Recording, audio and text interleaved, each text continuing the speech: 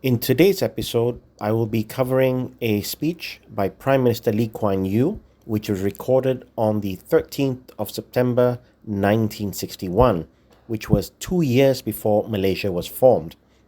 In part 2, Prime Minister Lee Kwan Yew takes great pains to explain that merger between Singapore and Malaya is inevitable.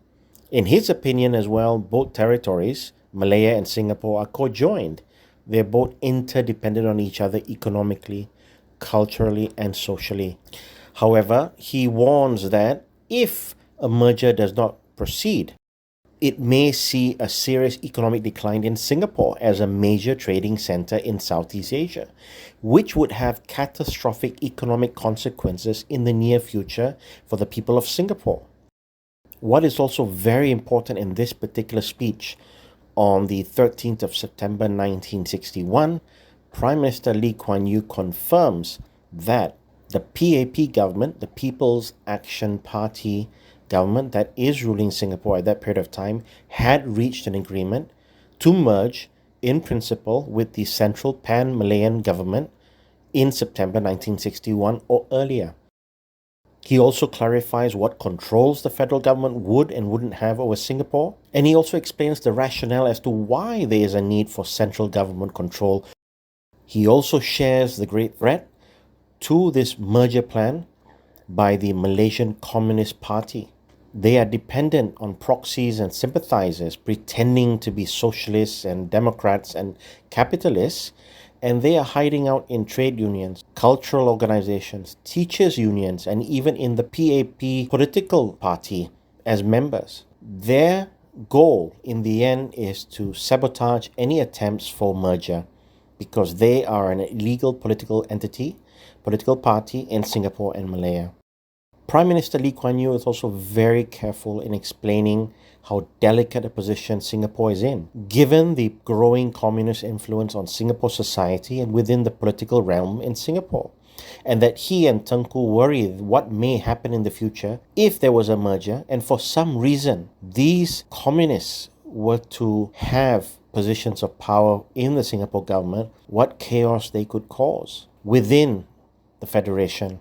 Let us now listen to part 2 of Prime Minister Lee Kwan Yew's insights into why merger was necessary, in his mind, for Singapore and Malaya on the 13th of September 1961. Merger is going to take place, not just because it's the desire of the PAP, or merely because it is the wish of the Federation Alliance government. It is as inevitable as the rising and setting of the sun. The two territories are so intertwined and interwoven in their economic, political, and military complex that no man can keep up the artificial barrier at the causeway for long. So, in any merger arrangement, the Federation must insist on security being under central government control. We have already reached agreement in principle. The Federation government considers it basic that external affairs, defense and security should be under the control of the Central Pan-Malayan government. We, on the other hand, consider it essential that Singapore should have local autonomy on education and labor policies. Now, these seemingly non-controversial propositions have aroused a great deal of noisy protests from interested parties in Singapore. The most important interested party is the Malayan Communist Party, the MCP. They do not want to see security in the hands of the central government. They are an illegal organization, and with security in the hands of an anti-communist central government, they fear that they will be worse off. They are unable to make any official statements to the press or through other open channels of information. But they have their proxies. They have sympathizers and secret party members in the lawful political parties, in the trade unions, the cultural organizations, the old boys associations, who can make and do make appropriate noises on their behalf. Of course, these people have not been so foolish as to oppose merger openly. They've all agreed to merger on principle. But they want a different kind of merger, one in which security is not under the control of the central government. Or, if security has got to be in the hands of the central government, they ask for unreasonable and even impossible conditions, which they hope will frustrate merger. The communists, through their proxies, are therefore trying to cloud and confuse this merger issue in order that you may come to the wrong conclusion. Everyone knows the reasons why the Federation is important to Singapore.